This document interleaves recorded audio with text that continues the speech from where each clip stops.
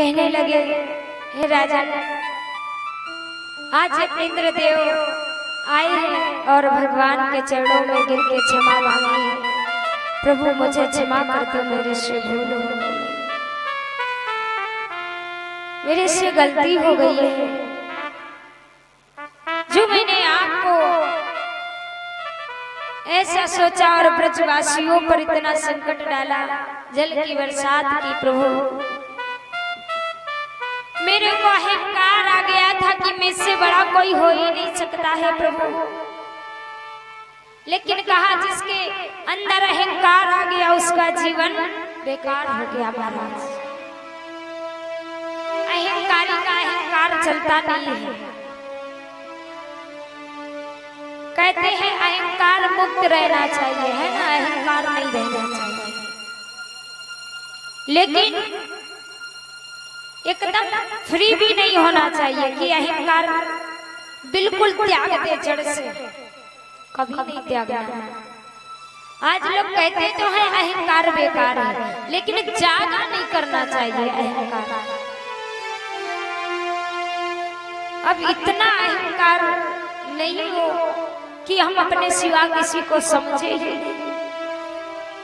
अरे मैं एक इंस्पेक्टर बन गया हूँ या जज बन गया हूँ तो अपने माता पिता का सम्मान करना भूल जाए, उस जगह मेरे माता पिता पहुँचे तो उनको प्रणाम करना भूल जाए। इतना अहंकार नहीं आना चाहिए कि इतनी ऊंची गद्दी मिली है हम जाकर माता पिता को प्रणाम करें। वो तो अपना कर्तव्य है, माता पिता गुरुदेव उन्हें तो प्रणाम करना चाहिए, ये नहीं भूलना चाहिए हमको। लेकिन ज्यादा नहीं, आज बतलाया है, कहा एक प्यारा सा ऐसा सुंदर भक्त हुआ है महाराज जिसने भगवान से अहंकार मांगा था।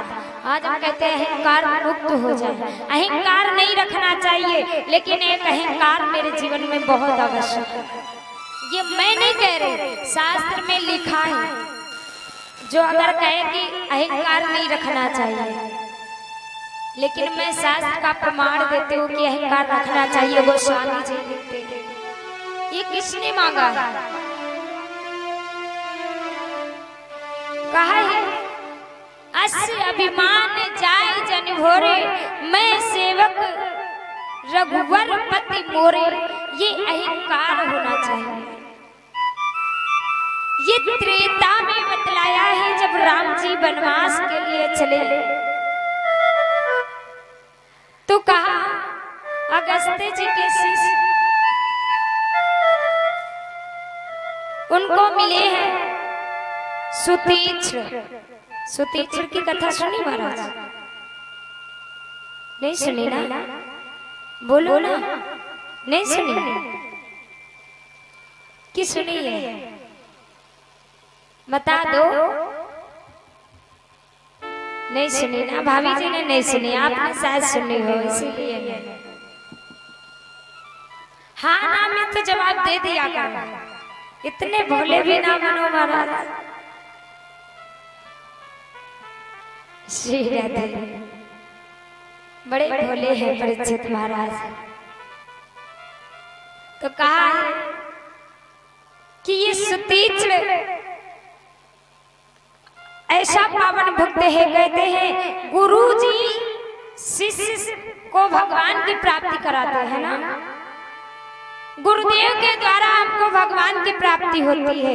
ये सुतीक्ष्ण ऐसा भक्त है जिसने गुरु को भगवान की प्राप्ति करा दी। वो कैसे? बतलाया कि एक बार इनके गुरुजी कहीं गए हुए, बोले बेटा कुछ समय के लिए आप हमारे गुरुजी की, हमारे भगवान की सेवा करो। गुरुजी ने कहा ठीक है, कैसे करनी होगी? उन्होंने सारे नियम बतला दिए। कहा ठीक है, हम करेंगे आपके भगवान की सेवा, शालिग्राम की सेवा। और गुरुजी वहां से चले गए। आज ये शिष्य भगवान की सेवा करता है, पूजा पाठ स्नान ध्यान बड़े नियम के साथ करता है। गर्मी का समय होता है, जब गर्मियों में कहते जामुन नहीं होते हैं, बहुत सुंदर सुंदर अच्छे अच्छे बाबा में, वो भयंकर गर्मी पड़ रही है। आज कुटिया में बैठे हुए सुतीक्ष्ण को गर्मी लगने लगी। उसने सोचा चलो बाग में घूम के आते हैं। वो घूमने के लिए निकला, फिर लगा अरे मेरे शालीग्राम को भी तो गर्मी लग रही होगी, उसे भी ले ले। कभी आपने सोचा महाराज कि मेरे को गर्मी लग रही, मंदिर में बैठा मेरे भगवान को गर्मी लग रही है कि नहीं? कभी उसके लिए पंखे की व्यवस्था की नहीं की ना। हम अपने लिए कूलर, पंखा, एसी सब लगवा लेते हैं, अपने भगवान के लिए नहीं सोचते। उसके लिए भी सोचो। आज सुतीक्ष्ण ने शालीग्राम को लिया, बोले मेरे को गर्मी लग रही, वो भी गर्मी में सड़ रहे हैं, उनको भी लेके चले। अपने साथ ले लिया और बाग में घुमाने चले। बाग में लेके घूम रहे हैं। आज घूमते एक वृक्ष के पास में पहुंचे, बड़ा सुंदर वृक्ष महाराज, उसमें बड़ी अच्छी अच्छी जामुन लगी है। पके पके जामुन बड़े प्यारे लगे हैं, मानो देख के मुंह में लाल आ गया हो। आह, जामुन कैसे मिलेगा, बड़ा खाने का मन है। सोचा तोड़े कैसे, कोई वस्तु भी नहीं है। शालीग्राम की ओर नजर गई, इससे जामुन मिल जाएगा ना। शालीग्राम कैसा होता, छोटे से भगवान होते हैं। आज वही शालीग्राम को पकड़ा और जामुन पर मारा महाराज, जामुन नीचे आ गई और शालीग्राम पास में सरोवर था उसमें चले गए। कहते भगवान से जो चीज हम चाहेंगे वो तो मिल जाएगी, लेकिन भगवान हमसे दूर चला जाएगा। इसलिए भगवान से, भगवान को ही मांगो कि प्रभु के लिए मुझे ये चीज चाहिए, अपने कन्हैया के लिए ये चाहिए, भगवान के लिए ये चाहिए, तो भगवान भी खाएगा और तुम भी खा लोगे। और कहोगे भगवान मुझे ये चीज ला के दे दे, तो वो तो ला के दे देगा।